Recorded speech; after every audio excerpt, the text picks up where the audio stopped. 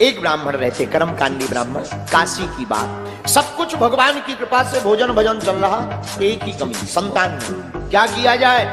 भगवान शंकर की प्रार्थना की, तपस्या की, भगवान शंकर प्रकट भये। मांगो क्या चाहते हो?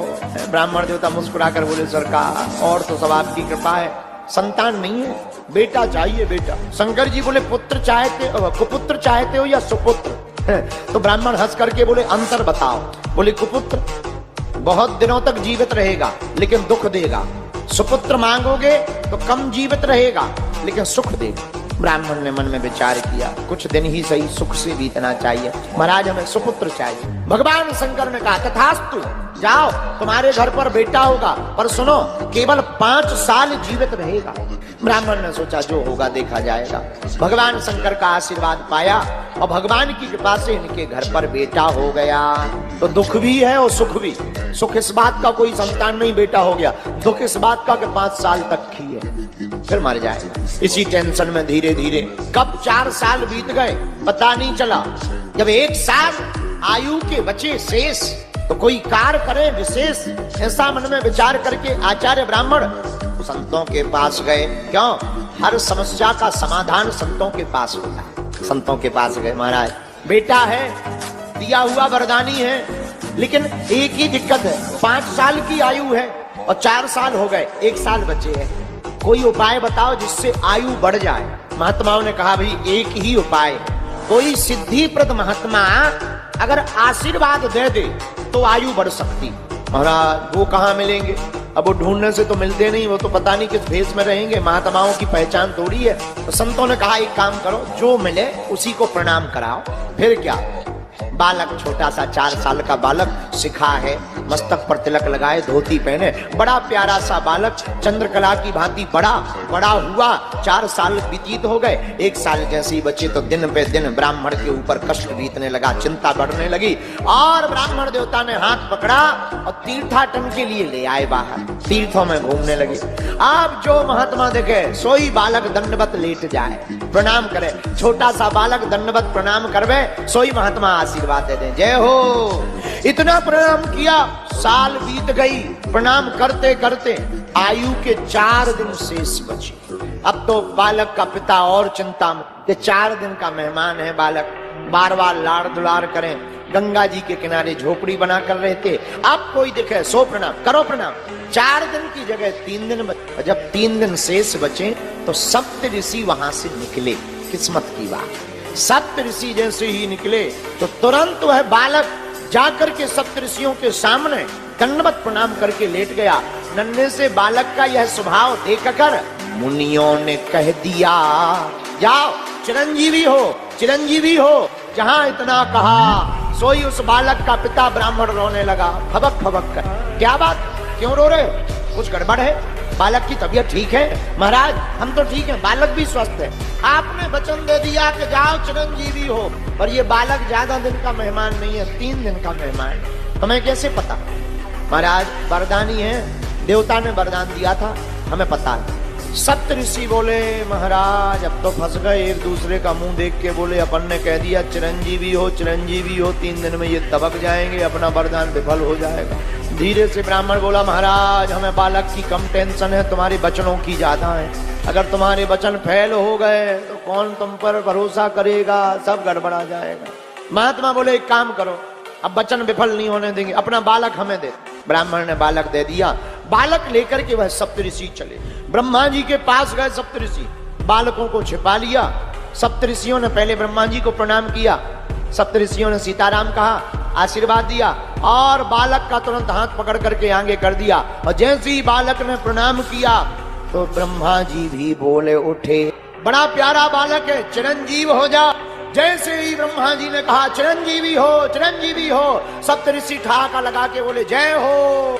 ब्रह्मा जी बोले, इतने खुश क्यों हो? इस बालक को हमने चिरंजीवी का आशीर्वाद दे दिया, इतने प्रसन्न क्यों हो? बोले, महाराज इसकी आयु के दिन 2 दिन शेष रहे, 2 दिन का ही मेहमान है।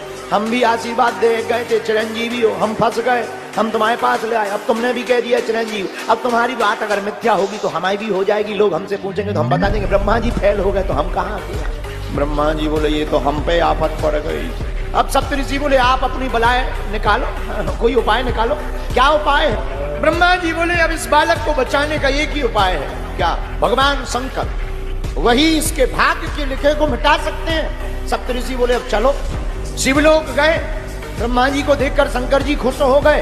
ब्रह्मा जी ने प्रणाम किया, सप्तऋषियों ने प्रणाम किया और ब्रह्मा जी ने हाथ पकड़कर बालक को भी सामने दंडवत प्रणाम करने के लिए लिटा दिया। और जैसे ही लिटा दिया, भगवान शंकर ने कहा चिरंजीवी हो, चिरंजीवी हो, चिरंजीवी हो। ब्रह्मा जी बोले जय हो। सप्तऋषि पीछे से बोले और जय हो।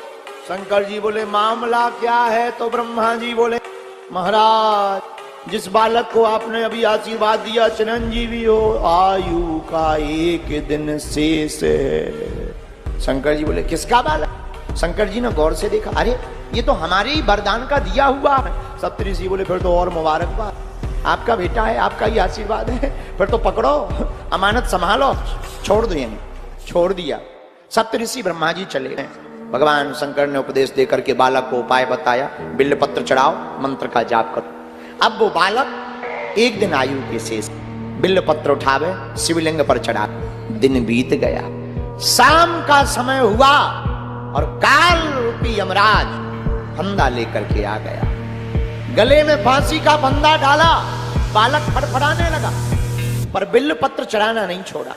जब शरीर में पीड़ा ज्यादा बढ़ गई, शिवलिंग से बालक लिपट करके रोने लगा। बालक की दोत्री वाणी सुनकर के भगवान शंकर महादेव से रहा नहीं गया और भगवान शंकर त्रिशूल लेकर के प्रकट हो गए। यमराज की ओर त्रिशूल लेकर के दौड़े। क्या है ये? महाराज बालक की आयु पूरी हो गई, हम यमराज हैं, आपका बनाया हुआ नियम है, आप संहार के देवता हैं, आपने नियम बनाया है कि जिसकी आयु पूर्ण हो जाए उसे जीने का अधिकार नहीं है, बालक को जीने का अधिकार नहीं है। 5 साल पूरे हो गए। शंकर जी बोले एक बात बताओ, इसे 5 साल की आयु का आशीर्वाद किसने दिया? यमराज बोला आप ही ने, और आप ही ने दिया इसीलिए तो हम लेने आए। शंकर जी बोले तो हिसाब हमारे हिसाब से होगा कि तुम्हारे हिसाब से होगा? यमराज बोला महाराज हम आपका हिसाब सुनना चाहते हैं, आप अपना हिसाब बता दीजिए, आपका हिसाब क्या है? शंकर जी बोले आयु हमने दी, हिसाब हमारा चलेगा। बोले महाराज हिसाब बताओ। भगवान शंकर जी बोले क्रमशः कलयुग द्वापर त्रेता सतयुग, क्रमशः कलयुग द्वापर त्रेता सतयुग जब एक एक बार बीत जाए इसे कहते हैं चतुर्युगी। और ऐसे चतुर्युगी चारों युग जब 71 बार बीतते हैं तब एक मनवंतर होता है, और ऐसे जब 14 मनवंतर बीत जाते हैं तब एक कल्प होता है। ब्रह्मा जी की आयु में बीतत कल्प अनेक, 10 ब्रह्मा बीते बने तब शंकर का दिन एक। और भगवान शंकर जी यमराज को हिसाब किताब लगाते हुए बोले उठा पेन कागज, उठा डायरी। यमराज ने पेन लिया, कागज लिया, बोलो महाराज। शंकर जी बोले लिखो ऐसे दिन के मास गिन, ऐसे दिन के मास गिन, मासों के पुनि वर्ष, ऐसे 5 वर्ष ही रहे बालक यह पृथ्वी पर साहर्ष। यमराज ने गुणा भाग लगाया, 12,000 करोड़ साल के ऊपर आया। यमराज बोला जब 10 ब्रह्मा बदल जाने तो यमराज तो करोड़ों बदल जाने। महाराज हम तुम्हारा हिसाब किताब समझ गए, अब हमें नहीं पढ़ना है लफड़े में। तो फिर क्या? बोले जब महाराज 10 ब्रह्मा बदल सकते, यमराज की कौन गिनती, कौन हिसाब किताब लगाया? तुरंत कागज लिया, दोनों पेज फाड़ दिए, आयु वाला भी फाड़ दिया, गुणा भाग वाला भी फाड़ दिया। और बोले महाराज अब जीने दो। वही बालक बड़े में बड़ा होकर के मार्कंडेय मुनि बन करके पूरे जगत में पैदा हुआ।